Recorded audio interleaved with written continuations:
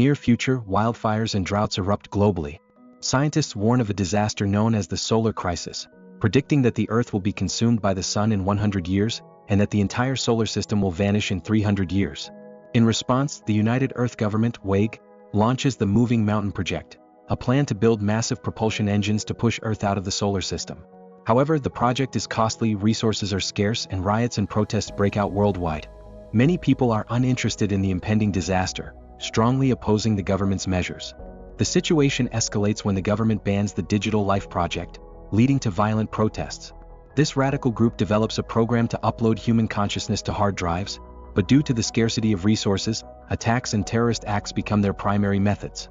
After a series of failures, WEG realizes that public confidence is waning and considers whether to terminate the project.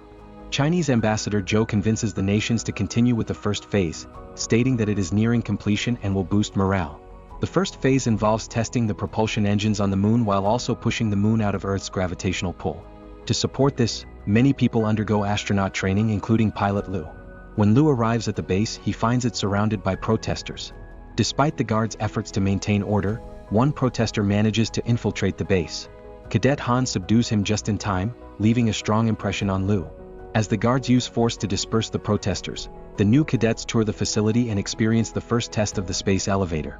The elevator, the tallest structure ever built by mankind, rises at an extremely fast speed. Many cadets faint from the pressure, missing the view of the space station being constructed for the plan. Afterward, the cadets undergo strict training, including hand-to-hand combat, firearms usage, and repeated elevator rides to adapt to the space environment. They also undergo physical exams and intense exercises to ensure their bodies are in optimal condition. Lu and Han gradually become close during the training and develop feelings for each other. One day, Lu bribes a guard with a cigarette, getting him to bring in a bouquet of flowers, which he gives to Han during the next elevator test. On that day, a group of new cadets arrives and takes their first elevator ride. Unexpectedly, the base's drones launch an attack, and the engineers discover that the system has been hacked. The elevator begins its ascent without following the plan, and the new cadets remove their outer garments to reveal their true identities. Lu and Han notice the anomaly. As the drones open fire, the base personnel concentrate their firepower to protect the facility. Pilots attempt to counterattack with fighter jets, but the system mistakenly identifies the drones as friendly, preventing them from locking onto their targets. The drones exploit this flaw, launching missiles that strike and destroy an elevator. Inside the elevator, the terrorists begin to violently take control of the cadet identities, seizing their IDs and attacking anyone who resists. Lu, in a small chamber, uses his glasses to burn through a door lock, rescuing his trapped friends and chasing the terrorists. He eventually pushes one of them off the platform, causing him to fall to his death. Though Lu continues to pursue another terrorist, grabbing a fire extinguisher as a weapon, it's too late. The terrorist has already used a stolen ID to enter the space station and authorize the elevator system. Meanwhile, the drones are loading missiles onto the elevator, and the scientists at the base activate the 550C smart quantum computer, successfully regaining control of the system. The drones lose control and crash, causing a massive explosion. The elevator is forcibly dragged back to the ground, leading to violent shaking in zero gravity. Lu is still fighting the terrorists when Han uses a mechanical arm to smash the window and help him subdue the enemy. She happily asks Lu for the bouquet of flowers. Unfortunately, the enemy manages to press the detonator before falling unconscious, causing the space station to crash. The base suffers severe damage and many cadets are killed or injured. In a critical moment, Lu throws himself on top of Han, shielding her from falling debris. The base undergoes an emergency evacuation, and the news reports that about 3,000 people lost their lives that day. In the following weeks, riots and terrorist attacks escalate as people become enraged over the resource consumption and casualties, demanding the government reinstate the Digital Life Project, DLP. Zhou has his assistant read out a speech he has prepared, urging WEG to continue believing in the feasibility of the project, while he privately speaks with the U.S. ambassador, trying to convince him to give them one more chance. Weeks later, the cryogenic sleep pods are sent to the moon, where staff will continue working on the lunar propulsion engines. When engineer Hengyu awakens, he checks his equipment to ensure that the AI-550A and his daughter Yaya's interaction video are intact. Due to the limitations of 550A, the footage can only interact with him in a limited way.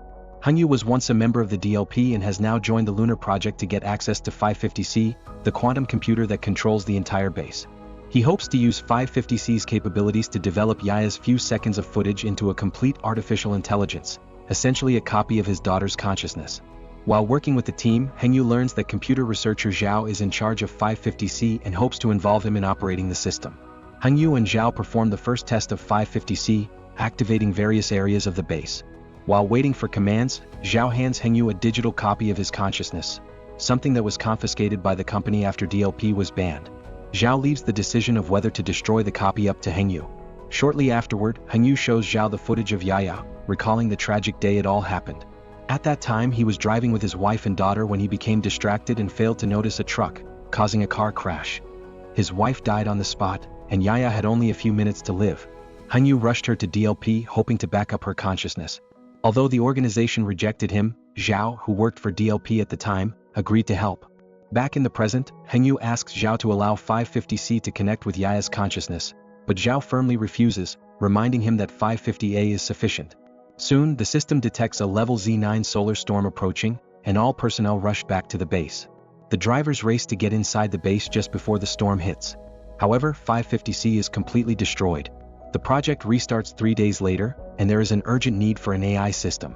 Hengyu proposes using 550A as a replacement for 550C, on the condition that he be allowed to join the development of the next generation 550. Zhao agrees, and Hengyu transfers Yaya's consciousness to a disk, handing over 550A. 3 days later, the team tests the engine. At first, the screen is black and everyone thinks they have failed, but suddenly the ground shakes, and a bright beam is released from the launch base. WAG scientists confirm that the Earth has experienced an angular displacement, and the world begins celebrating that Earth is about to leave the solar system. Years later, WAG continues to develop more powerful engines to complete the Moving Earth plan, and the Moving Mountain project is renamed Wandering Earth. After 550C is repaired, it takes on significant construction tasks, with rapid development. Annual tests continue to validate the theory, and public support for the project grows. DLP eventually disappears completely. However, the qualification for entering the underground city becomes a point of contention with discriminatory standards. As the Earth's rotation slows, society adopts a 60-hour system, the global network shuts down, and various climate disasters become frequent, with cancer cases on the rise. Lu and Han get married and have a son, who will become the protagonist of the first movie. The couple worries whether their son will be able to obtain an underground city pass, and Han also develops cancer due to radiation exposure. Hengyu continues his research on Yaya and participates in the development of the next generation of 550, named 550W.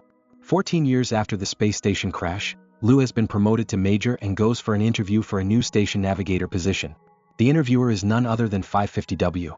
While it acknowledges Lu's excellent skills, it also mentions his family issues, suggesting that he would be better suited to stay on Earth to care for his family. Lu responds that although leaving his family is regrettable, joining the space station is his only opportunity to secure an underground city pass for his son. On the other side of the mirror, the scientists overseeing the project are listening to the interview.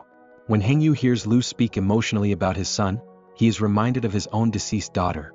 550W further mentions that Han has little time left, causing Lu to break down emotionally and fail the stress test. Afterward, Lu goes to the hospital to accompany Han, whose condition has worsened, and she can no longer continue living at home.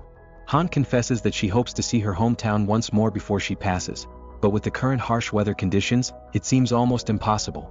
That night, encouraged by Lu, Hengyu sneaks into the base and connects Yaya's consciousness to 550W.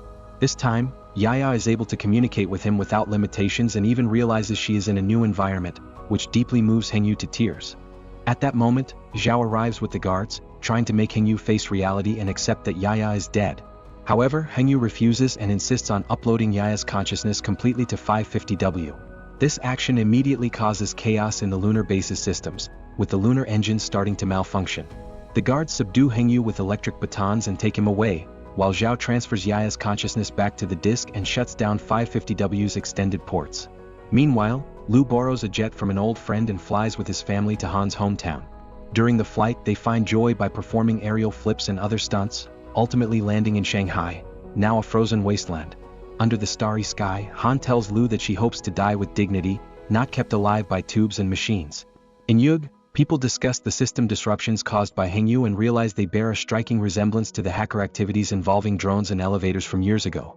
They attempt to use 550W to take control of the system but face repeated setbacks. Suddenly, the lunar engines exceed their power limit and explode, causing large portions of the moon to break off. The explosion also causes the moon to begin drifting closer to Earth. Zhao, who is near the coast, witnesses the rising tsunami and immediately sends out an emergency alert to world leaders, declaring a global state of emergency.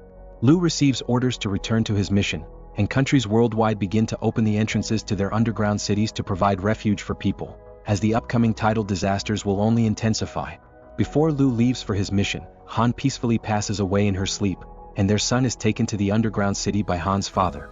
At the same time, Zhao delivers a speech in Yug, requesting support for his emergency plan, to use all the nuclear weapons on Earth to attack the moon and induce an internal collapse, thereby preventing a collision between the moon and Earth.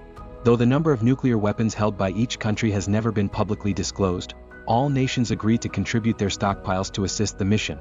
Zhao then visits Hengyu in prison and tells him that in order to activate the Earth engines in time, the global internet must be restored to synchronize the detonation of nuclear weapons worldwide.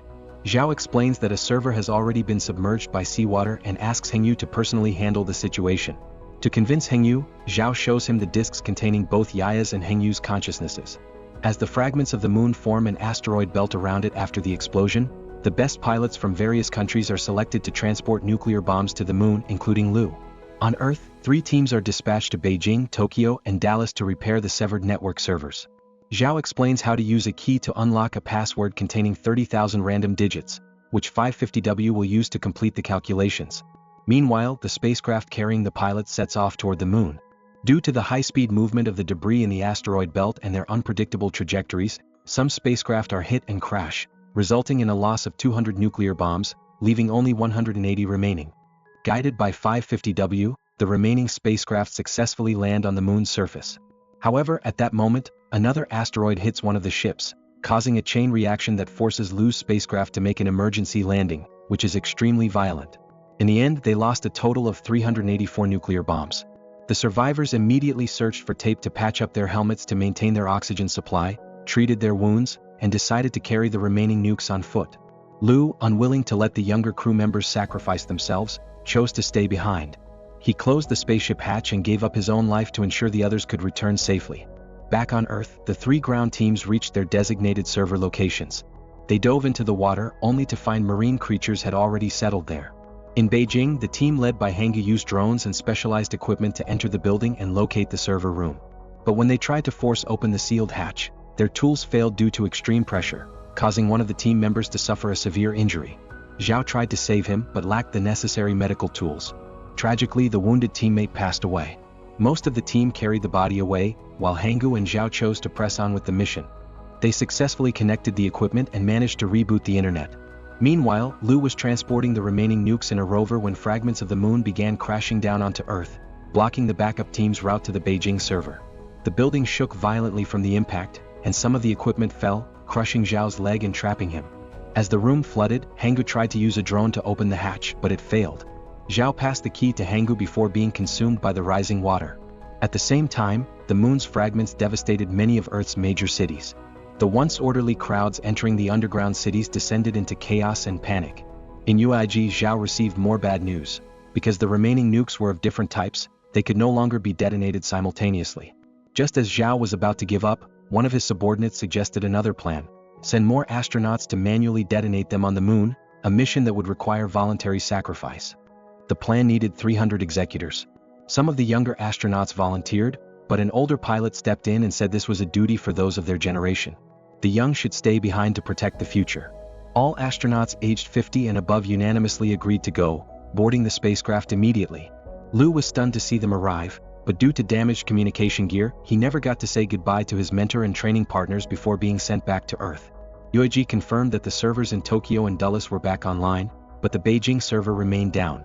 Meanwhile, Hengyu was racing against time.